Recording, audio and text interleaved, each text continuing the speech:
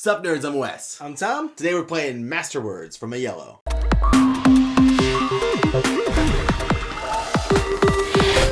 So Masterword is this like new kind of category where it's like a party game and a word game.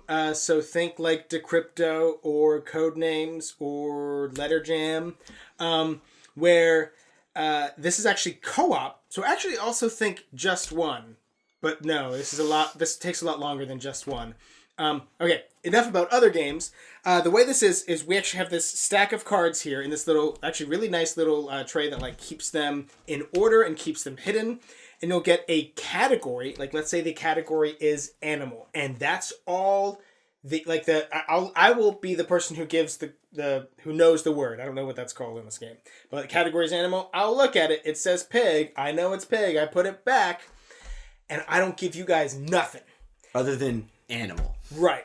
Then y'all have to write down clues that, like, in theory, I would give. Like, let's say if I wrote farm, and then I wrote, meat or whatever, pork. Mammal or yeah, but the thing fish. But you guys are going off with no information. So you're going to start real broad and then go slower as time goes on. But also, like, let's say if you put 3 things out there. Let's say, if you put mammal, swim, and fly, right? Maybe those are too broad or whatever.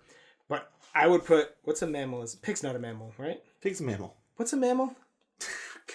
Define mammal for me right now. Don't look it up. Define a mammal. Has hair, live birth, drinks milk from the mom. You f***ing vet school bullshit.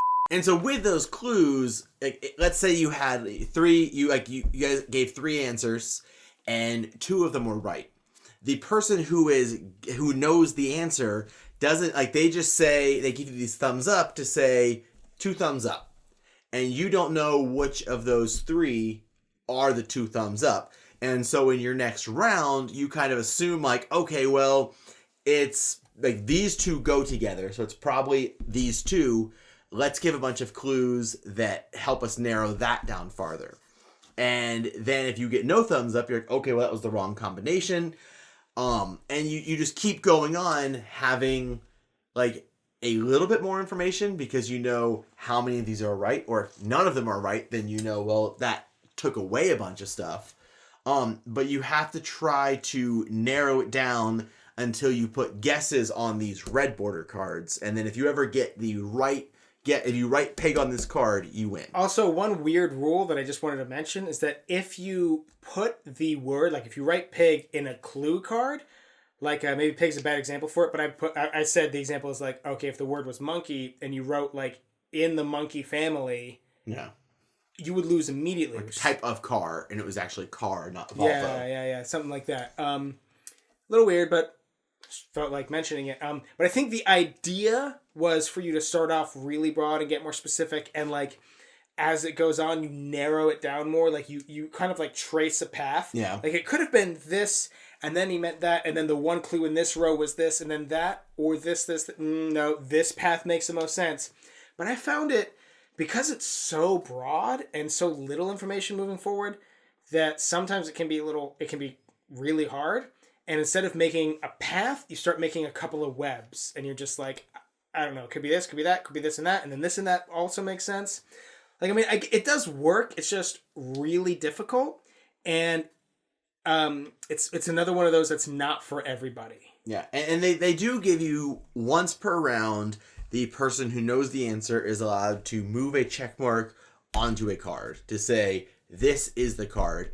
And you can do that at any point. So the team has 90 seconds to discuss between answers. So if they're okay, it has to be water. It has to be water. Let's just we know it's that one. And it's not, it's pig, so it's supposed to be farm. You could be no, it's just put it on farm to let them know, hey, it's not water, or it's definitely this one. Which helps a little bit, but I agree that there are definitely rounds where you just have no idea, and it's too broad, it's too vague, and you don't gain enough information to get to the answer. Now, part of that maybe we're just not good at it, but then that's the thing, is that there's some people who this is going to click for, and some people who it's not. They're just not going to be able to ask the right questions or strategically figure out what they're trying to go for. Also, sometimes it can just be kind of like bad luck. Like, I remember there were like 2 rows of cards in which I put 1 clue for each. I put 1 thumbs up in each row. And in both rows, they kept zeroing in on, they kept avoiding the 1. Right? Because there were 4 options in those rows, which actually will be another complaint in a second. But there were 4 options in the first row and 4 options in the second row.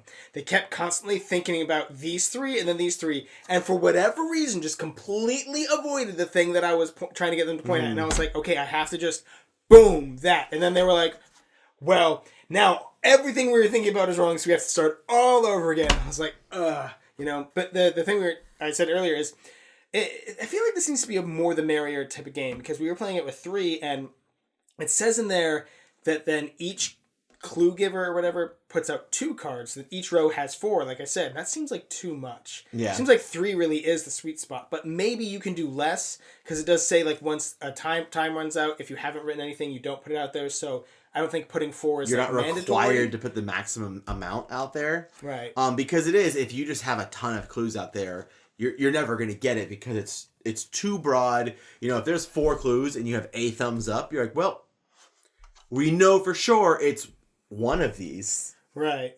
And also, if somebody gives you no clues, that's a lot of information, but also kind of sucks. And you only have 7 rounds, so we could just put 1 clue per round, and then it's only 7 clues. That might not be enough. But might not be 7 clues. It might be 3, because only 3 of them got a single thumbs up. Yeah. Even though that's specific information. Like, I don't know. I feel like in the right vein, this would work. In the right group, in the right atmosphere, it would work. But for me, it just wasn't our thing. I would give this one a pretty hard pass. I mean, 1, just because it didn't click for me, and 2, there's just so many other amazing word party games, even from these companies. Yeah, crypto. There are just so many other fantastic games that I would so much rather play than this. But maybe that sounds amazing to you, and if it does, you should click on the purchase link below and get a copy of it. Yeah, he definitely didn't like it a lot. I liked it way more than he did. I would put it right in the middle, though. This is like a solid 5. Not good, not terrible. Right? Yeah. But anyways, what we were talking about there with the links and stuff, remember that? Down there. It's a link for Game Toppers too. Yeah, I mean, links are great. We love links. We love clicking on things like buttons, The like buttons subscribe that say subscribe. That's good. I love that one. Because when you do it, you're never bored. bored. Ha!